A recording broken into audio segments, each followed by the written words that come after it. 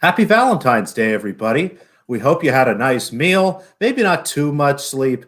And frankly, folks, even if you're single, someone in your life loves you. Reach out to them, let them know. I know you can't go see him with all this COVID stuff, but it's a beautiful day.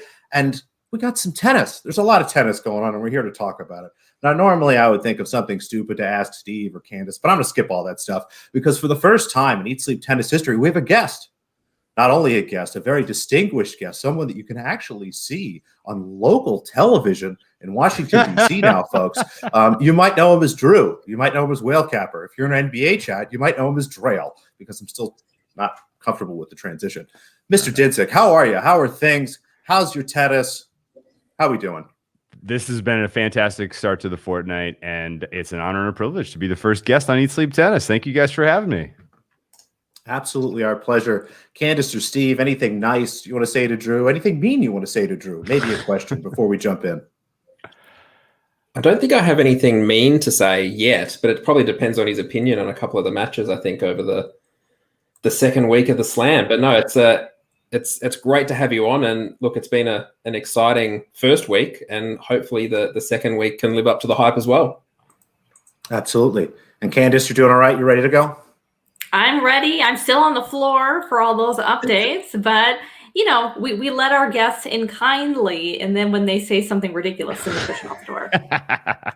We'll try to be nice. We won't try to sneak up on you in any way. We just love that you have the background. It looks so nice. What a lovely background, folks, isn't it? With the little tennis ball there. I love it. Let's jump in. We got a lot of cover. The goal here today, touch base on everything that's happening in the Australian Open. We're halfway to the quarterfinals, if you will. We'll start with the men here. We've got the first quarter, and the big question here: can Alexander Zverev beat Novak Djokovic? How do we see that happening? Is it possible? Novak was talking about his injury, and then he comes out and kind of wins comfortably against Raonic. Drew, you are our guest, so we'll let you start here. What are your expectations in this match? What have you thought of Novak, and how do you see this kind of playing out?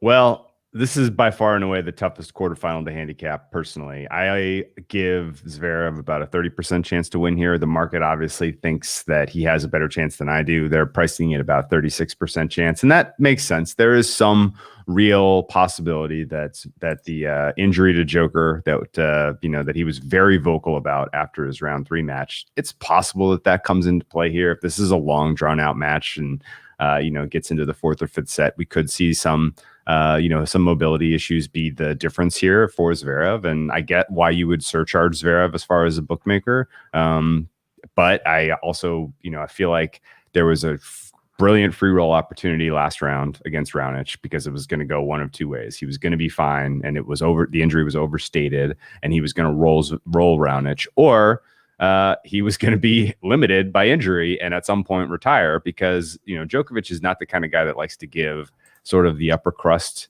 guys who he has really strong head-to-head against. He doesn't like giving those guys clean wins. He's a competitor. He's very serious about his head-to-head record with some of these guys. And, he was 11-0 against Raonic head-to-head. He wasn't going to roll out there and, let him have a clean win. So I think it's probably similar here with Djokovic and Zverev. And, Djokovic holds a 5-2 head-to-head all-time record. The only 2 wins that Zverev has are on clay, in a Masters, and then in the Tour Finals in the round robin.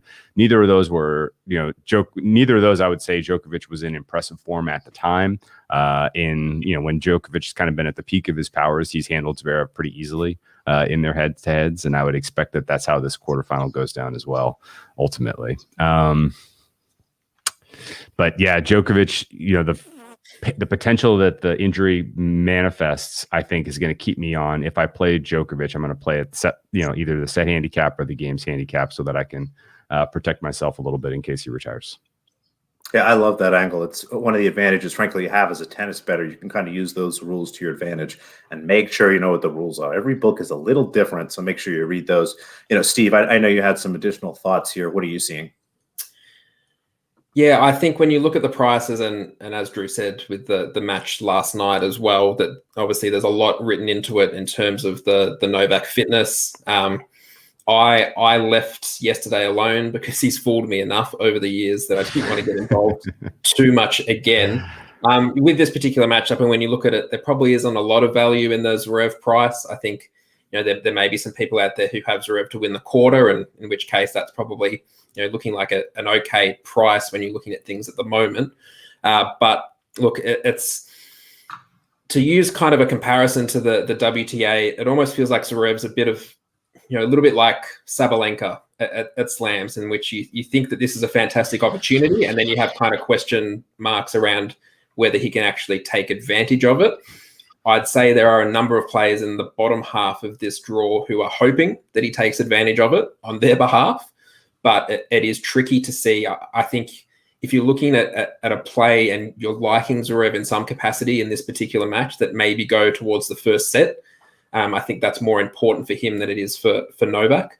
But I agree with Drew about that. If you're siding with Novak, take the spreads as opposed to anything else, because I think, it'll probably be, when you look through Novak's recent history at Grand Slams, it's either, he did lose to Nadal in the final, but outside of that, it's a lot of, retirements or defaults, really. So it's there's not a lot of value, I think, in this particular matchup. Not really sure which I'm more angry about, what you said or how correct what you said is in terms of comparing Zverev to Sabalenka. I'm going to try to move on from that and maybe take a second here. Candace, do you have anything to add while I try to collect myself before we move on to the next quarter? The only thing that I would add, and it's just further bolstering both of their cases, I suppose, in saying there's no value with Zverev, but I would say that the one thing that would concern me as well is obviously we know what happened at the U.S. Open, and I do think that when you have something like that happen in fairly recent history, it can linger. It's so rare that you see somebody come back from that in, what's been a fairly short span of time with the condensed season. So we haven't seen that yet from him playing against lesser competition, but in that first kind of big primetime match, even if he does get a lead, do we see those memories kind of come back a touch? Yeah, and maybe, Steve, to kind of pick on you here for a little bit of your personal expertise. I mean, it's an abdomen injury, and I know the worst thing in the world is people doing podcasts comparing themselves to athletes. But as someone who's pulled a lot of muscles in his abdomen, boy, is it annoying.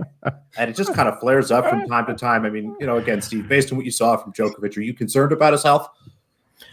Look, if it were a tear, I don't think he would have been playing yesterday. And I think this is where it gets tricky, that everyone, or a lot of people, trust the specific words that come out of players' mouths. A lot of this was, a lot of the story that generated around the injury was based on Novak using the word tear himself. And, up until I think a couple of hours before the match yesterday, the scans hadn't even come back, and there hasn't even been really any talk about that. So, look, it looks like it might be a strain. I think for Novak's, the positive for Novak is that it's upper body and his legs still seem to be working pretty well, which is, going to help him keep covering the court. And he's, it's still going to mean that Zverev's going to have to try and hit through him and beat him, which, Milos couldn't do last night. Let's jump into the second quarter here. And Candace, we'll let you start. There was a particular person who's apparently a television announcer who doesn't know who Karatsev is. And I'm disappointed because that means that person doesn't at least need sleep tennis, because you were on this from the beginning. Take a victory lap here. Karatsev, what's happening, and can it continue? We'll take it when we can get it. Obviously, it was a portion of the draw that we spoke about as really having a little bit of an opening for a player like him, because when you looked at some of the bigger names like a Shapovalov or Felix, they were being forced to go against, tough guys right off the jump. And when you looked over at him, you didn't see that kind of a draw really formalizing. I was even more impressed. I mean, his win over Gerasimov was really, really nice. Really handled Schwartzman well, even though I do think conditions suited him better going into that, and that was why I liked him there. But give him credit against Felix. Boy, oh boy. I mean, I know Felix really felt the pressure and gave that one away essentially, but we've seen time and time again when you've had a better player in a match start to feel the pressure, or maybe they've had an injury or the like, and the other player has not really been in a mental position to take advantage of that in their own right. So give it to Karatsev, who, he doesn't have a lot of experience at this level, but he does have a lot of experience in matches overall, and he was really able to see that through. I think it ends here. I've been really impressed by what we've seen from Dimitrov. in the tournament so far. Obviously, he's another player, like when we spoke about Zverev a couple of minutes ago, that he tends to struggle when he feels the pressure the most, but he's in a really, really favorable part of this drop. He's able to make something out of it. And it always shaped that way. I mean, if you remember back to when we previewed this tournament, my choice to win the tournament was Dominic Thiem, for no reason except I thought this was the part of the draw that was the easiest. And so whoever's able to come out of here, well done. You've been able to take advantage of being in the lucky portion of the draw, which not everybody's able to do. But I do think it will be Dimitrov. Where it goes from there, obviously, I suppose that's the question. Obviously, when you look to him in the past, he's been able to defeat Djokovic before, but it's those pressure moments that, I think for anything, a player like Dimitrov, you'd be looking to get through this match hopefully very quickly. And you'd hope that Djokovic has to go through a really taxing match. Maybe that injury kind of pops up a little bit more than it did last time around. He would need some help, but it's doable. Now, Steve, to kind of continue here, the team victory lap. I know you're riding high after that Dimitrov win. You actually wagered on him to beat Mr. Thiem, so congratulations and well done there. But as our buddy Ant here points out, he's not really thrilled about, maybe betting on Dimitrov. How are you seeing this shaking out? Look, I think Grigor should have Nick Kyrgios on his Christmas card list. I think this year, to be able to kind of take a lot of the energy out of Thiem. You could tell yesterday that Thiem, probably from midway through that second set was almost on his last legs and didn't really have much of a desire to still be there. This is where it gets a little bit tricky. I think for Grigor coming into a quarterfinal now as a favorite, I don't think that's something we probably would have predicted, I think, at the start of the tournament. So this is where, the pressure goes back on. Yesterday, not many had expectations for him, so he was able to play with a bit more freedom. The advantage here, he does have the experience advantage here. He has made it to the semifinals before at the Australian Open and, has gone deep in Slam, so he will be able to use that to his advantage. I'm not seeing a lot of value, I think, in the current price for him. And I guess, I probably need to look back a little bit more at that Felix versus Karatsev match from yesterday to figure out what happened in that third set and whether it was Felix kind of feeling that pressure that he has sometimes felt he's felt in every ATP final that he's basically played, I think, in his career to date. So, look, it's going to be it's an interesting one. It wasn't one we were expecting from a quarterfinal standpoint, but it's a great opportunity for both of them. And, look, it's probably the last time we see Karatsev outside the top 100 for quite a while. One thing to add to that, when you heard Steve speak about no pressure on Dimitrov last out, for those who were watching the American coverage, or at least their main coverage feed here, I think it was Darren Cahill who they asked him, what do you think is going to happen? And he said, oh, this is going to be very comfortable for Dominic Thiem. And the steamroll began about 30 seconds later. It was a great moment. Nothing like the announcer jinx. Any other thoughts, guys, here on the second quarter for the men's before we move forward to the battle for Russian supremacy? I'll just point out that Dimitrov's been absolutely dominant this tournament, and it's pretty clear that he was not himself. He was not okay at the end of 2020 because he was still suffering from the effects of having a very bad case of COVID, and whatever was impacting him then is gone now, and he's playing at a very, very high level. I'm not saying he's going to go to the finals, but this is a very tough test. This is not going to be an easy matchup for him. He clearly does thrive against players that he kind of has a little bit of experience against. And this will be a first time, facing Karatsev, which is going to be, a learning experience. But I think he gets by in 3-1. And then realistically, I think he can take a couple sets off of Djokovic. I think the best example of kind of where he's at with his form is his backhand down the line. And I think particularly in that first 7 games against Carreño Busta before he pulled the pin, and then also against Thiem, his ability to kind of pull the trigger, I think he's showing he's got the confidence to be able to do that again. I think when he was lacking that confidence, he was just getting into rallies and not really trying to take control. But I don't know if it was just the fact that he was down 1-3 in that first and second set yesterday, but he seemed to play with a bit more freedom and could use that momentum through the rest of the set. I think that's a really important indicator, I think, of how he's at with his game at the moment. And look, it's good to see him back at a level close to his best. Yeah. It's definitely more fun, when everybody's playing better. It's nice to see him back to playing good tennis.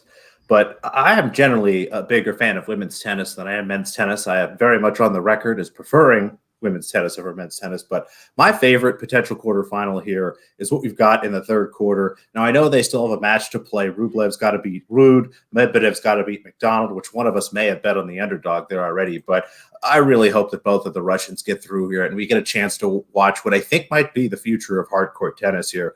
Once, Novak kind of phases out, Zverev has not really shown the potential I think that we expected of him to step up and win some of these events. I know Thiem has a slam under his belt, but I maybe kind of raised my eyebrows a little bit at the idea and the impressiveness of that particular Grand Slam final win. I think that these two guys, Rublev and Medvedev, have a chance to probably be kind of the next wave, and I'm just super excited for this. I think Medvedev will always be the favorite, but I think this will be a very close match. How are you guys feeling about this? I mean, are we going to get surprised? Drew, we'll start with you. How do you see this shaking out? Yeah, no, this is a good matchup and a good rivalry. I mean, I guess I shouldn't say good, but it's going to be a rivalry for a long time because these are your best two hardcore players now and into the future.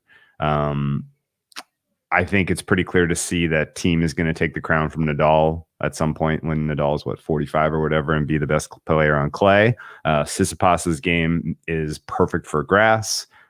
These two guys are, fast hard court, slow hard court, medium, doesn't matter. Like they have very, very good hard court game.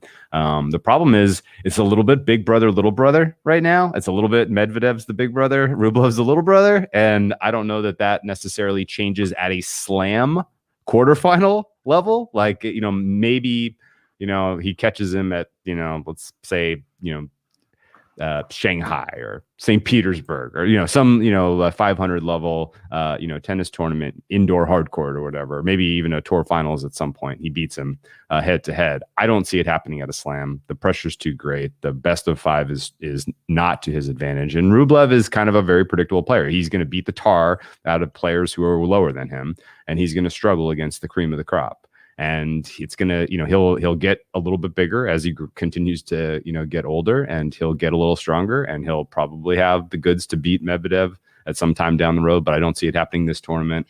I have an exact price on Medvedev defeats Rublev in the quarterfinals here from pre-tournament, because the third quarter was the only one that was like, okay, this is not really a very high uncertainty quarter at all. These guys are going to roll, and Medvedev's going to win. I'm expecting to see a price that's in the ballpark of Medvedev minus 200, minus 250. And that's discounted because he's dealing with a little bit of an injury himself.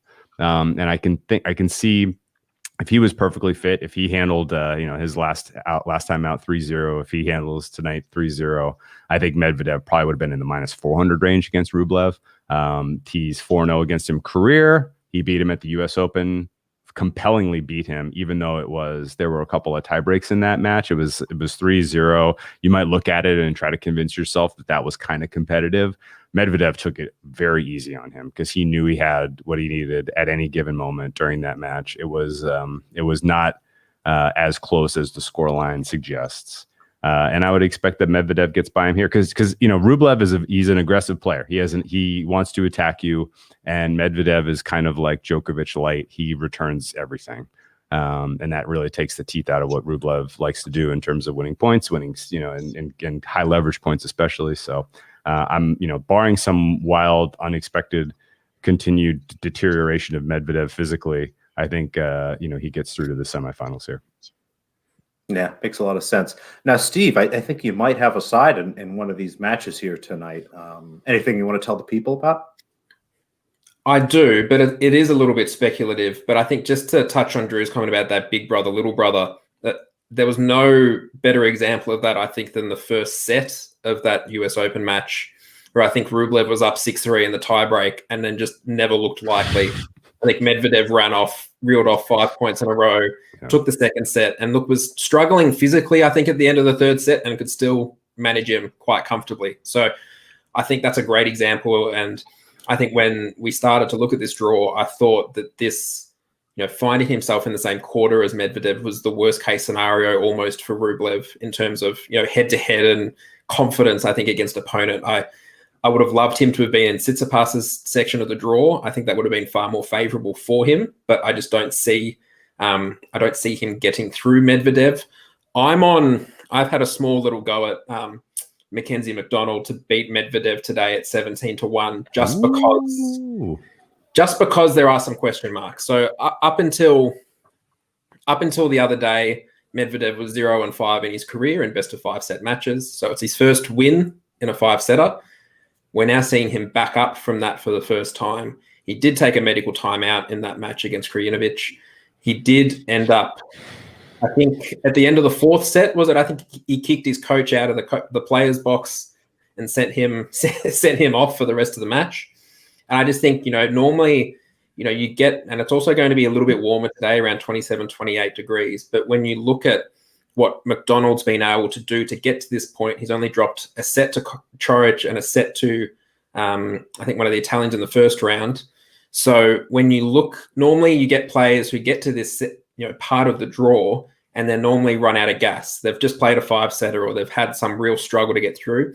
He wiped Lloyd Harris off the court in the 3rd round, playing quite smart, aggressive tennis and can hit down the line and change that direction quite well.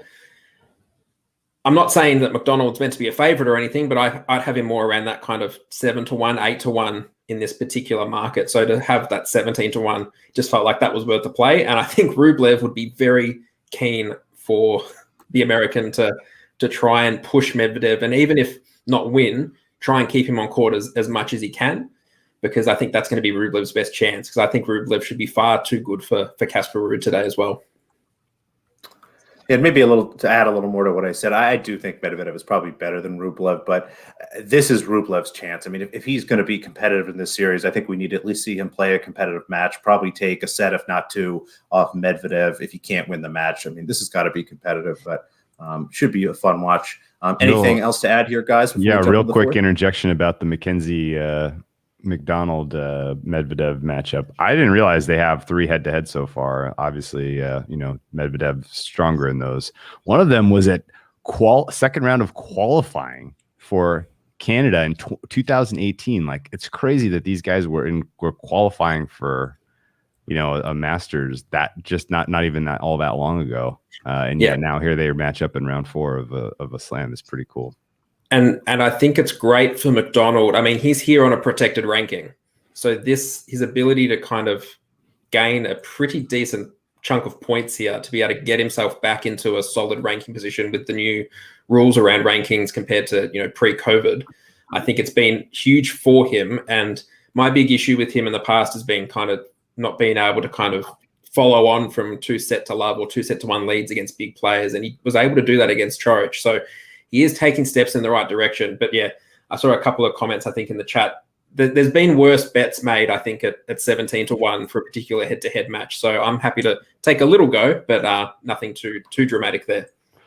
So not a 100-unit Mega Max bomb? No, unfortunately. Oh, just a little sprinkle. Sorry, Candace, I cut you off there. You're fine.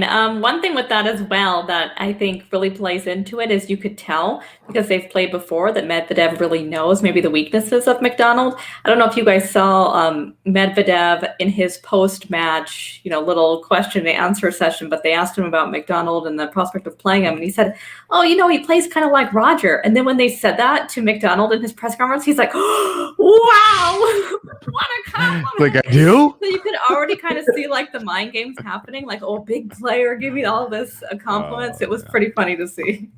All right, guys, let's jump into the 4th quarter here and wrap up our talk on the men's section. I think obviously the big story at this point is Mr. Rafael Nadal, who seems to finally be feeling a little better. Makes me feel good about all that time I got recorded talking about how I thought he was not entirely faking his injury, maybe underplaying it, but starting to play some good tennis. But we have some pretty good matches here. Berrettini, I hope he's healthy. He didn't look so great. Steve, again, I'd love your thoughts at some point on what you thought of Berrettini and maybe his injury. But he's got Tsitsipas. Fognini's playing Nadal. That should just be a ton of fun. Candace, we'll start with you. What do you see here? How are you feeling? How does this shake out in your opinion? I'm feeling great. I tweeted out a couple days ago that I was really hoping that Fognini would advance to this section because I think it would give us the real test of Nadal. Of course, these two guys in particular have had some real tests in the past, but I do think Fognini has the things that if Nadal still has something lingering, and I'm not saying he's out there struggling. Obviously, we've seen his serve motion much closer to the typical motion. We've seen that speed much closer, especially on the first serve, back to that normal speed. But if he's anything less than 100%, this is the kind of guy that I want to test him. A guy who is a very good returner of serve, a guy who clearly is very fit, and a guy who thrives on long matches. Fognini brings all that to the table. Now, is he going to care? Who knows? We'll find out. It's Fognini. But I thought the odds were right here to take a bit of a swing with him. And again, it's one I'm particularly excited for because when we talked about Nadal at the beginning of the tournament, the first thing we all gleaned in on is, wow, his draw is really easy. So it's nice to see him get somebody who should be able to exploit what this perceived potential injury is so that we actually get a real, I think, nice view of how much it is affecting him, because the guys he was playing against, we were never going to see. They were such favorable matchups against him anyway. So I'm in on Fognini to beat Nadal today. Is it the most likely option? No, but that's why we're getting the odds that we are with him, and we'll see where it goes. But either way, I think if you're alive in this portion of the draw, you're happy, because even with having Nadal there, I really do think that at this stage of his career, he's a bit more vulnerable in best of five than somebody like a Djokovic. And that's saying something, because obviously that was not the case for the bulk of his career. It certainly wasn't what he was known for, but it's just been different. He has broken down a little bit over the years. The one who I'm going to be so excited to see, though, overall out of this group is Tsitsipas. He's played incredibly well. And I thought the real difference we've seen from him, or at least in my opinion, at this tournament versus the bits we saw from him last year, is that he's being smart about when to be aggressive, right? We know that he has that style, and he goes out there and he hits guys off the court and hits beautiful, amazing shots that maybe only 4 or 5 guys in the world can hit. But there wasn't always that intelligence about when to do it. It's not always the best time. Sometimes you have to pull back a bit, and sometimes there's the opportunity and go take advantage. And I've seen much more smartness about those steps with him this time around. So I'm very excited to see him. And I think to some degree, you could make a case that the man who's playing the best tennis throughout this first week is Tsitsipas. I like that. Drew, what are you seeing here? I took some Tsitsipas minus 1.5 sets, parlayed that with Rublev minus 1.5 sets. I think that's the best look on the card for today. I agree. Tsitsipas is playing extremely well. And Berrettini's injury question marks are that much more, reason to get involved here with Tsitsipas. So I'm totally on board. Your points about Fognini were fair. And in my mind, he's a bad matchup for Nadal. And I don't know, every time I see you kind of see that setting up in the draw, if you have a Nadal future, which I do in this tournament, you're a little nervous because you're like, ooh, Fognini's he's beaten him before. He knows how to do it, right? But then I kind of breaking it down. Nadal's 12-4 against Fognini, and a couple of these wins came when Nadal was not in great form back in 2015 on clay. He does have a very impressive win over him at Monte Carlo in 2019. That was when Nadal was in God mode on clay and Fognini beat him head to head. That was impressive. He does have an impressive win against him at the U.S. Open, so he's beaten him at a slam in best of 5 before. So you can't dismiss that. But I can't. I'm looking at his price right now, plus 430 ish. I guess if you shop around, you can get close to plus 500 right now, plus 480 is, I guess, the best I see on the board right now. That implies he has about a 16% chance to win. That's reasonable, in my opinion. I don't know that it's much higher than that because Nadal is, as Candace brought up, his serve speed is up. Like, it's back up to what it was when he was in his, at Roland Garros in, September. So whatever he was dealing with the back injury, I think number one, he was overblowing it because he likes to sell his chances to win a tournament every year, every time. And whatever was impacting him early on, where you could see it in the data, I think is gone.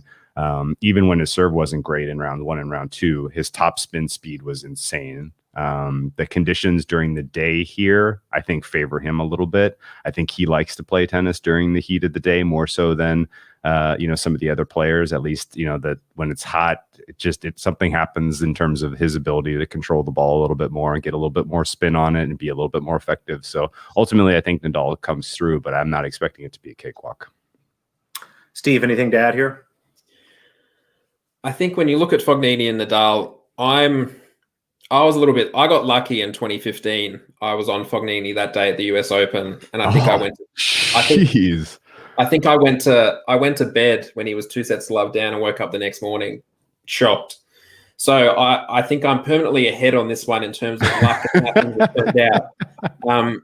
I think when you look at these 4 players that are left, there's a couple of different ways I guess you can maybe look at it, and maybe, I'm on Tsitsipas from an outright perspective from the start. I think he's obviously got the advantage there that Berrettini does look injured, and the fact that Khachanov couldn't force a 4th set just blew my mind the other night, that the errors that came from his racket in that 3rd set tiebreak were just, I was shocked, but also not shocked considering what Khachanov has been able to do in pressure moments over the last couple of years. But I think that's a great spot for Tsitsipas, and I think from there, he would be hoping that, when looking at the weather today and looking at Nadal and Fognini, they will be on in the hottest part of the day today. I think he'd be hoping that this match draws out as long as possible. You could maybe make a case for Fognini maybe at a set spread more than a game spread. I think if he falls down kind of 4-1 in a set, that it might get out of hand a little quickly. But look, I think he's got a chance in the faster hard courts. Obviously, he played really well against de Minaur the other day, who was covering the court pretty well, but Fognini was still finding ways to hit winners past him. I think that's the thing with Fognini. He can take the ball early, keep you on your toes in terms of your movement. I don't think I'm going to get heavily involved in that particular match, but I'm not compelled to jump into Nadal at a minus handicap here. I do think that, if you look at the pathway from here, Tsitsipas in the outright markets hasn't really come in the same way a lot of the other players have, I think, over the course of the first week. I don't know if people are put off by that five-setter against Kokkinakis, but when you go back and look at the match, and I was at the match live, that, he didn't face a break point through sets 2, 3, 4, and 5. He was in relative control of that match almost, that entire time. I just don't think... I think people have been put off a little bit too much in some ways by that match, but he's looked really good in his other matches, and I think this is his best chance to get past Nadal or Fognini, whoever it may be. And I think this is his best chance to get to that semi-final and push on and actually make a case, particularly if he can catch, if he were to get through, to maybe catch Medvedev or Rublev off a long match there. Yeah, I want Fognini to yell at like a cardboard cutout or like an invisible person or something. That'd be great. I think what really helped and what was a great advantage for Fognini the other night against de Minaur was the fact that there was no crowd there. The fact that there isn't anyone to distract Fognini. We saw him the round before against Caruso end up in a match tiebreak and down match points at times there. He can get a little bit carried away and kind of lost in the moment. But the fact that it was just him there with his players box trying to keep him on task, I think that's the most consistent I've seen Fognini from start to finish in a match. And that's going to be key here, that he needs to be able to. And look, he will bring his best against Nadal. There's obviously a fierce rivalry there. I'm still considering that match a little bit, but it's I'm not jumping into the short price on Nadal just at the moment. I think the lack of lines judges as well. I think he's another player that can benefit from that. No, I'm serious. Like, if you don't have someone to be mad at over the calls, I think he is one of the players who would benefit from that as well. Yeah, Steve, to touch on your outright point a little bit, I think the reason the Tsitsipas price hasn't moved, he still has the toughest draw. I mean, we know Berrettini isn't in the best shape here, but he has to go Nadal, probably Med, and then Djokovic likely, if everything kind of shakes out here. So maybe that's he's gonna have to do it all himself. So you might as well roll it over if you think he's got a chance. Yeah. Any other thoughts, guys, here on the men's section before we go through the women's? Nope. Beautiful. Let's start with the first quarter here, and we'll kind of call it the Ashley Barty quarter here, I think, to start. Steve, since you are a resident Australian, we'll let you start here. What have you seen from Ashley Barty, and why is she not the favorite to win this tournament? You look at her draw, you look at how she's played, who's left. It seems like things are setting up nicely. How are you feeling? I think I was probably a little bit more confident on her at the start of the tournament than I am now. Obviously, she's done what she needs to do to get to this point. There are question marks around, and it's the same with a lot of these top players. There are injury question marks around Barty and her hamstring. She pulled out of the doubles. There's footage of her clutching her hamstring while training. There's obviously something going on there. But what's saved her is the fact that she hasn't really come up against anyone who matchup and style-wise has been a significant threat. Gavrilova had a couple of set points in that match, in the second round, but didn't look threatening, I guess, from a defeating her outright perspective. Alexandrova the other day, she had a couple of 2-game patches of brilliance and then was basically undone by a slice, which it looked like she'd never seen before. So I think she's had a pretty generous draw, and I think when you look at her matchup tonight against Rogers, given the opportunity, which I assume she would have, she's obviously opted to take the night session as well, which slows things down a little bit for Rogers. So I think she should be too good tonight. And when you look at the rest of this kind of top half, I think the ball's in her court if she's fit, and the lack of crowd. I didn't mention before that the reduced crowd I thought helped Barty. I think the lack of crowd helps her even more. So I think she's a great spot here in terms of getting through this quarter. But from an outright perspective, I'm a little worried about a couple of the names in the bottom half, I think, come finals time. But look, if she gets to that point, I'll cross that bridge when we get there. How about you, Drew? Anything stick out to you in this quarter? Some interesting takes by Steve there, and I got to listen to him because he's got a very strong pulse on the women's side of the things. I've much more focus on the men's side, except when we get to the slams and the business end of the slams, especially. And I have some Ash Barty to win first quarter. And I look at her results so far. I look at a couple of clips I've seen. She's been dominant. Not as dominant as like Jen Brady, but dominant. And I would say her draw is ideal. This is going to be a little bit of a tricky test for her here against Shelby Rogers. Rogers is a nice player. She's got a little bit of she's got levels to her game and layers to what she likes to do. She's not one dimensional. Which I think will make it an interesting matchup here. But ultimately, I think Barty gets through, and then if she draws, I'm guessing that Mertens also goes through, and that's just a dream matchup for Barty, in my opinion. I think she can absolutely push her around the court. So I would guess that Barty to win the first quarter is still very solid. And at that point, it comes down to what kind of form Jen Brady's in, right? Yeah, it does, and we'll get to that in just a second. Before we do, Candace, any thoughts on this first quarter? Anything to add? I don't. My next thought was Jen Brady, so I'm ready.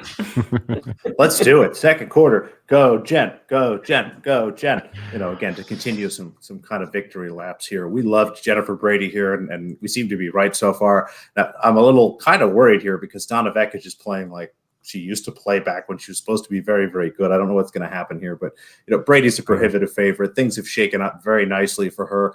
This is the sound of me knocking on wood because it seems that Jessica Pegula is up a set on Alina Svitolina here and is a big fan of U.S. women's tennis. We might have an all-American quarterfinal. Boy, wouldn't that be a lot of fun.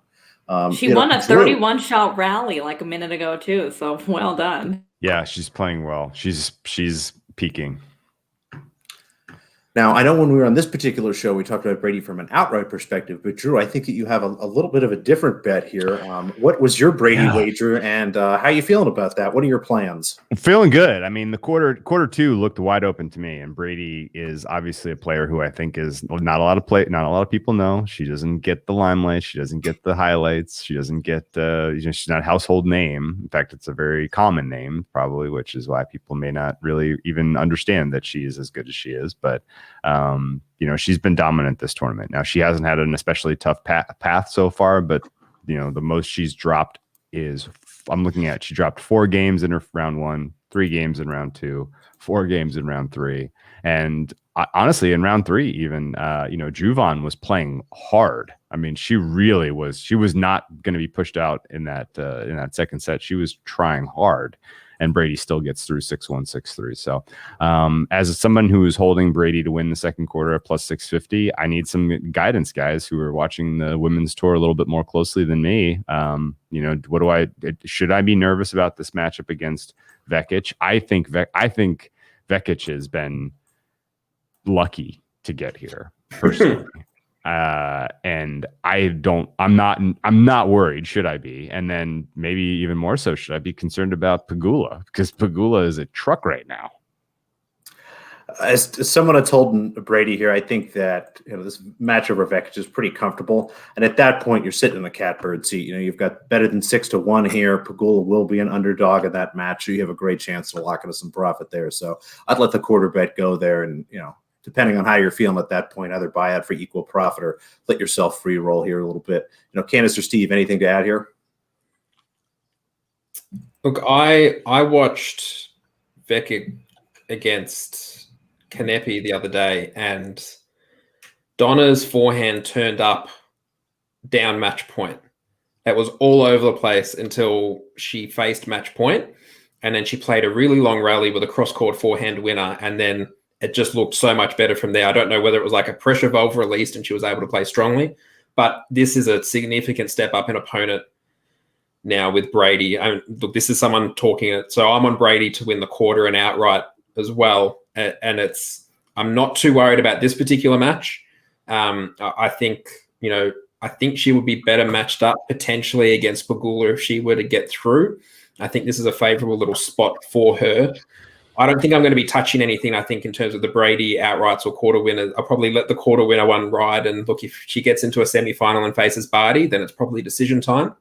But I think she's come out of all the, like Drew said with Juvan, that was a closer match than the scoreboard suggested, but she came through basically every key moment. In a similar way, when you look at Osaka over the last couple of rounds, every time it got to juice, every time there was a long game, she seemed to come out on top.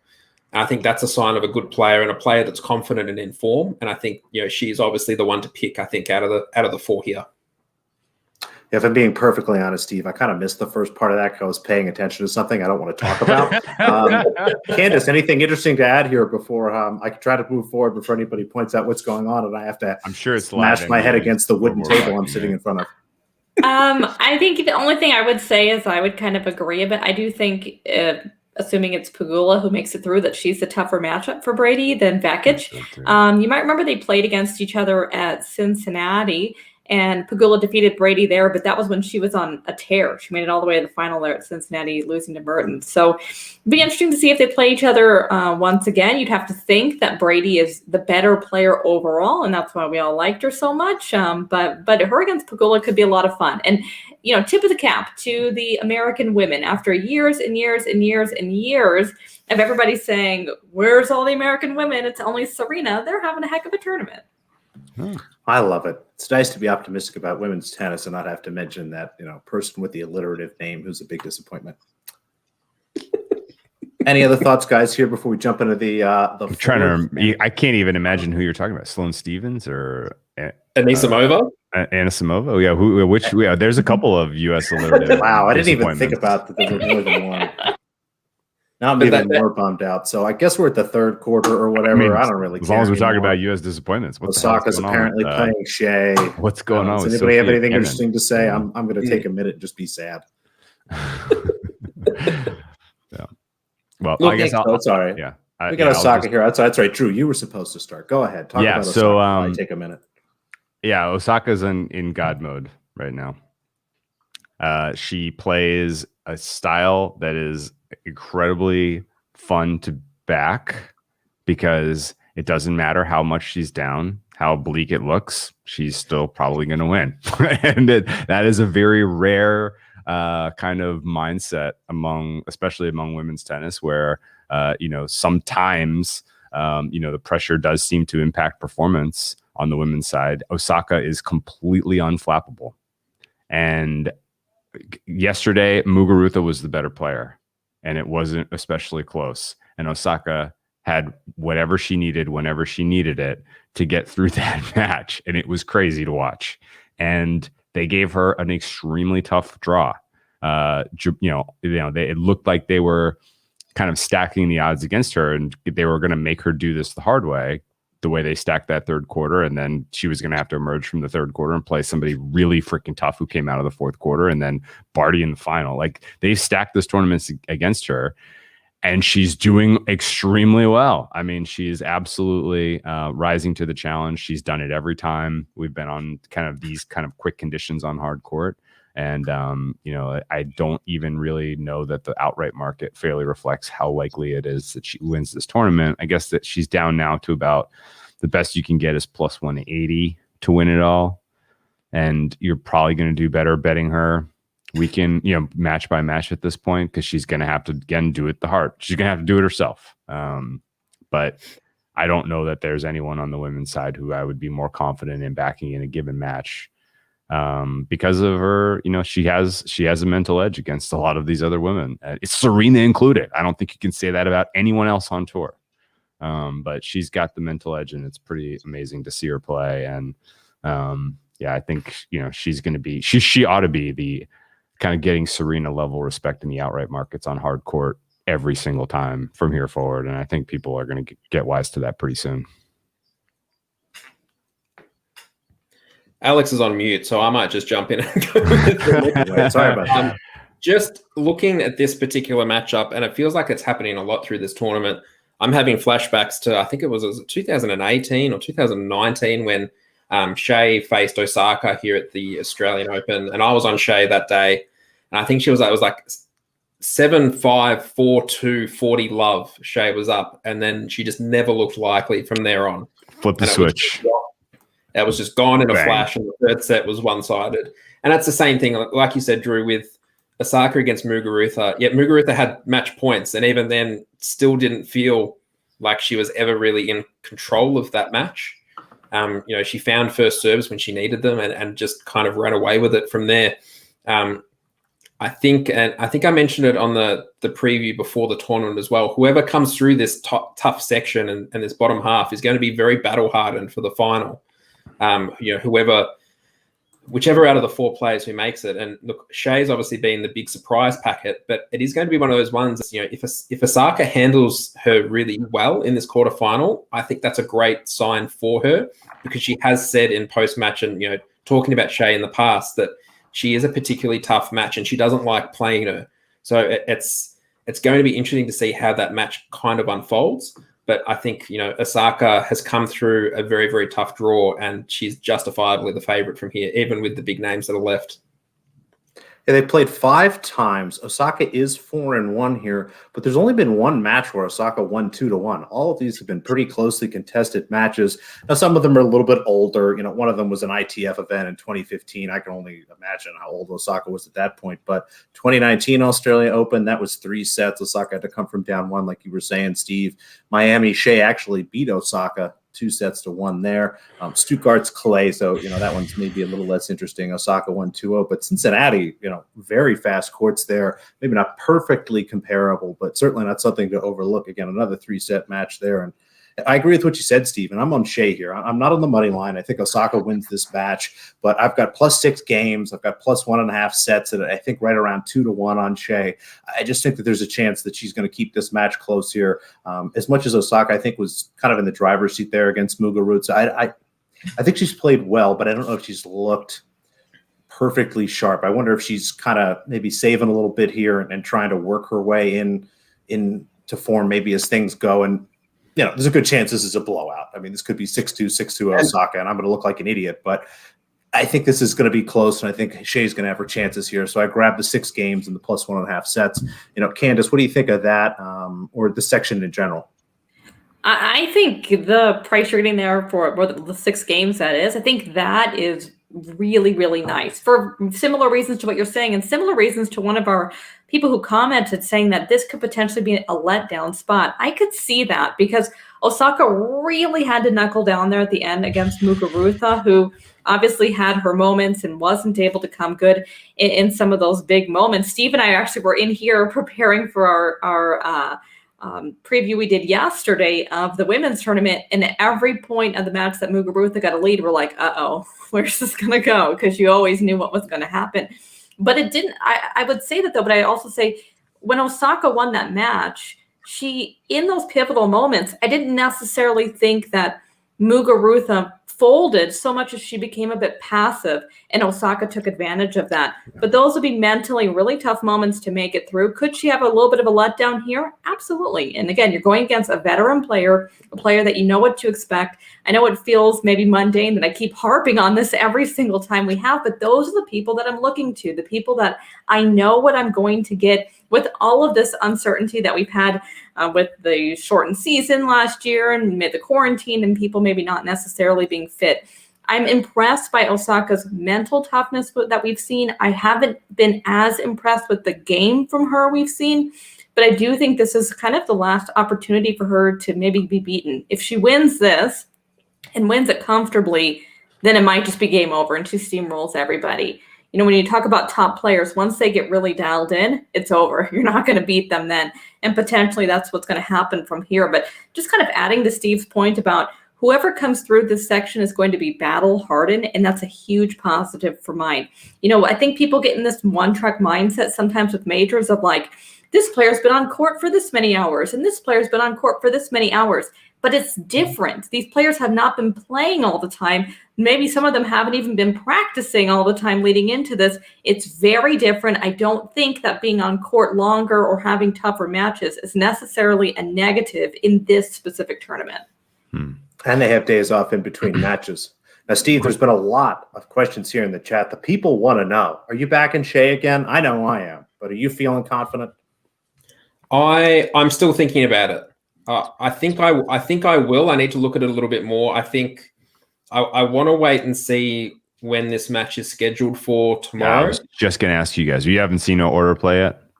No, so it's not out yet. We're guessing this one's probably first, though. They're going to put that Serena Halep in the night spot. That should go into the night session, I would think. And then looking at it, I think it's going to be over 30 degrees for this match. You know, when you look at the forecast for tomorrow, Naomi is going to be doing a little bit of running, I think, across the duration of this match. And I think the key thing to remember, and when you look at a lot of the top, if you look through the top 100 players at the moment and you looked at what generally their plan B is, if things don't work, if their plan A, whatever that may be, doesn't work, it's generally to hit harder. And they generally go for whatever plan A was and just kind of multiply it a little bit. And that works right into the hands of Osaka, generally. If you hit harder, she plays so well against pace that, you know, she's one of the best timers of the ball there is. Shea has options. She can use as much or as little craft as she wants, and she's going to, a bit like she did against Andreescu in that second round in the heat of the day, she's going to be running a lot. So, look, I'm going to probably hold fire until I see the schedule, but I'd probably get involved in some capacity, and you know, it may be a case of maybe Shea first set. I think if Osaka figures things out in the first set, I don't see Shea coming back from a set down. I can see the reverse happening a lot more often. So maybe to take the slightly reduced price there on the first set and maybe work with that. I like that. It's interesting. Any other thoughts, guys, in this quarter before we jump into the 6-2, 6-2 Osaka. Short and sharp. I don't know. No, great run for Shea. Golf clap. Loaded fourth quarter of this WTA yeah, draw. She's gonna get blasted. Well, I hope you're wrong about that. Keep trying to stop you from saying it, but you just keep going. Hope you're wrong. All right, finally, what we said at the beginning of the tournament, the loaded fourth quarter here has come down to Serena Williams and Simona Halep here. I'm really excited about this. I love that Sabalenka-Serena match. You know, as a Sabalenka fan, I was a little disappointed, but I thought it was, you know, arguably the most fun match we've had on either side, men's or women's, frankly, at this point. But we'll start with you here, Candace. What have you seen from Serena? Do you think people maybe are sleeping on her a little bit just because she's wearing that funny outfit? I do think she's a bit underrated. Maybe the outfit is part of it. And I also think it's just the narrative that's been built, right? Ever since, you know, prior to her kind of going away and having a baby and all these things, the narrative that's been built by the media is she's old, she can't do it anymore, she can't run anymore, she's not in shape, she's not what she once was, but hey, she's playing tennis and we're happy about that. And I just don't think that that's necessarily true anymore. Is she vintage Serena from her peak? No, but that was one of the best players of all time. She doesn't have to be that to win in this tournament. And to be frank, when you go back and you look at the Sabalenka match, and we were all kind of watching it and commenting on it with each other, I was super impressed because you know what? She basically had no first serve and she was playing it just stupidly. She was like serving into Sabalenka's backhand every chance she could get, completely playing to her strengths and still beat her, which, is that going to work for you the whole tournament? No, but I think it is a testament to how physically fit and well that she is at this stage, that she could make these significant errors and some of them significantly crucial mental errors and still win. So I give her a lot of credit for that. Obviously going against Halep, that's going to be a really, really fun match. Halep has not necessarily impressed me throughout the course of this tournament either. So it's winnable for Serena. No doubt about that. Do I think this is her tournament to win? Maybe not necessarily, but I don't think that the criticisms that she's getting are fair either. We know how the women's game is. Every single woman that we've talked about in this tournament so far has had big strengths and some glaring weaknesses, and yet the focus for Serena tends to be on the weaknesses more than the strengths. There aren't many players, if any, maybe aside from Osaka in this tournament, that you could say, well, you did everything wrong and you still beat a top 10 player. And that's where Serena's at, and that's really impressive to me. Now, Drew, the last time we saw these two play, it was arguably one of the more impressive performances I've seen from anybody. Halep whipped Serena here at Wimbledon, 6-2, 6-2. Honestly, one of the more surprising Grand Slam final results in my lifetime. How do you see this shaking out? Is maybe the market overreacting a little bit to that head-to-head result? What are you seeing here? That was a surprise. And prior to that head-to-head win, it was one-way traffic for Serena in this matchup, through the years. And Halep, her game, this is not a good matchup for Serena here now. Halep's going to make her move a lot. And that, when the match kind of devolves from power focus to movement focus, Halep has an enormous advantage in this one. And I think it's going to be pretty important for Serena to be aggressive early and win comfortably in the first set, and then hold on and try to win in the second set. Because if this gets to a third set, I'm really not feeling great about her chances, especially having just gone 3 sets against, Sabalenka in the last round. This is going to be a really tough matchup for her. And the betting market recognizes this, obviously. If Serena opened up -152, she's been bet down to like -120-ish. That makes sense to me. I think if you're going to play this market, I'm probably looking at, say, Halep 2-1 rather than just Halep money line at this point. Because, again, I don't know that Halep has the goods to do what she did in Wimbledon final and just one-way traffic here. But, again, if Osaka plays first and Osaka wins in a smoke show and Serena's thinking like, am I really going to give, am I going to try to give it, am I going to pour my guts out here and get through to the semifinals just to get my, tail handed to me by Osaka again? I don't know. So there's a potential kind of in the back of my head, Serena might call it a tournament at some point if it's not going well early. And if Osaka's already through cleanly. I am impressed with her level to this point. I think her win against Sabalenka was the most impressive win we've seen so far out of anyone on the women's side. They gave her a very tough road, and she's done very well with it. I wanted to see her up against Swiatek. Halep is also going to be a great match, but we've seen it before, so it's not as interesting to me, I guess. But I think the right way to attack this is probably try to get some correlation between Halep winning a long match or Serena winning a short match, depending on where you think your edge is. How about you, Steve? Let you jump in and give your opinion. How do you see this going? I completely agree with Drew about the Halep 2-1 look, I think, on this particular match. And I think Sabalenka has helped Halep here in terms of having that longer match in the 4th round yesterday. I think when you look back through what Serena's kind of been doing since, even late last year, you look at particular matches that she's had after some longer matches when she's played in the heat. Something that stands out to me, and I think Alex, you and I may have even done a stream of this particular match. It was the Cincinnati or the Flushing Meadows tournament the week before the US Open, where she played Maria Sakkari.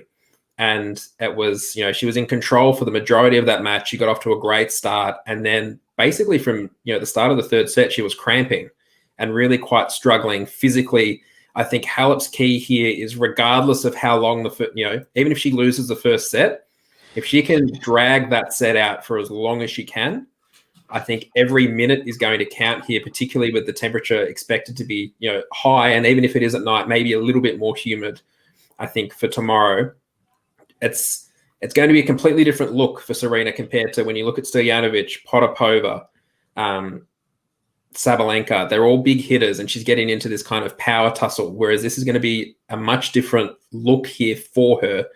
And I think when you go back through, and even I think it was at the semi-final against Azarenka at the US Open, she burst out of the gates, won the first set 6-1, and then never really looked likely again. And in that third set was again struggling physically. I know she turned her ankle or did something as well in that third set, but just didn't quite look as good as she did at the start. So I think, if you are looking down the Halep path, that you may be looking to that longer match outcome, there might be some value there in the 2-1 set betting, because it feels like when you look at Serena and how she's playing, you feel like she'll go on a run at some point and she'll be able to kind of control and dictate, but it's just a matter of will she do it for long enough. Yeah. I don't really have a good feel for Halep's level right now in her form. I was surprised she beat Swiatek, but I think that's that's a relatable line. I could say that for Halep every tournament. I don't have a good line for Halep's level. I don't really know. Form. Yeah. I think she got through her down patch against Tomljanovic.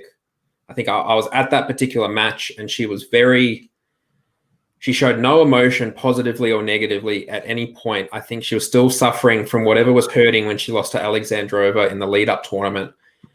I then left her alone for that next match and was tempted to take Kudermetova. And I think from there, Halep wiped her off the court. She looked really good last night, even from a set down. And I think it's that mentality of, I think Swiatek won 8 of the last 9 points, I think, to win that first set. And then in the blink of an eye, Halep was up 3-love in the second, and she was kind of off to the races. And I think even from the odds for that particular match were close to coin flip, a couple of hours out from the match start. And even then, looking at the live odds, I think it was Halep was down a set and at 1-love juice and was still almost back into favoritism, which just doesn't quite make a lot of sense, I think, when you look at it compared to that pre-match. So I think people were starting to get a bit more of a feel for her, that she was looking good physically, and she was just able to wear down, particularly when the wind picked up against Swiatek. It was just a bit of one-way traffic towards the end there. It makes perfect sense to me. I like that Halep 2-1 look. I'm seeing that right around 4-1. So I like that. I think I'll join you guys on that for a little bit. It's a good match for live betting, though, for sure. Much more so than I have a good feel going into it. I think you're gonna get a lot of information in the first set on how the rest of it plays out. Excellent work, everybody. I think we've covered just about anything. Any other thoughts before we wrap this? No. Thank you, everybody, for watching. We really appreciate everybody in the comments there. However you're watching this, whatever the positive thing you can do, whether it's a thumbs up or a like or something else. I don't really know how any of this stuff works. We'd appreciate your support. Make sure you follow us on Twitter at Eat Sleep Tennis. Drew, thank you so much. Make sure you guys follow him on Twitter at whale_capper. Anything, Drew, you want to touch on or highlight here before we wrap it? Well, first of all, just thanks for having me. This is very cool that you guys are doing this. The gambling space needs more tennis breakdowns like this, because it's growing and it's growing fast, and we can't let golf, take our shine. Tennis is the everyday handy, this is the DGen delight, and it's even better for us in America because all of the Euro Tour happens in the morning and during the day, and so you get to watch it all, instead of working. It's great. But yeah, no, thanks you guys for putting this on. And I guess I got to go back to one comment. This is a flash from the past. Bob Rod 42.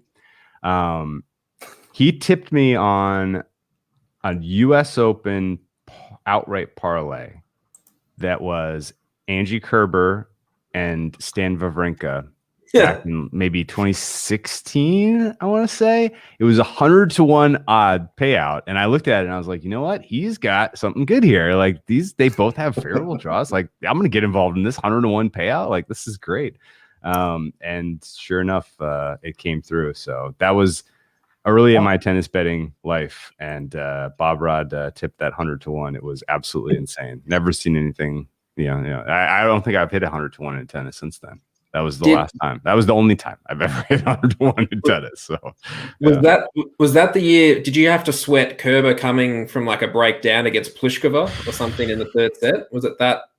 Kerber was in cruise control, but Stan was down early to Djokovic in the final, and he looked like, and the whole Stan run was just a grueling, like round after round was grueling. He did it all himself the hard way. And then the final win over Djokovic 3-1 was pretty unbelievable. And it was the first Sunday of football season. Yes, Bob remembers this, man. We did do good that year. That was incredible. That was back in the day when 5 dimes existed and you could parlay outright on the men's and women's side. I don't know anyone that let you do that anymore. Maybe bet any sport maybe lets you do that now, but that was wild. I love that. That's an excellent story there. A little cherry on top of the Sunday. Thanks again, everybody. We hope you enjoyed it, and we will be back soon.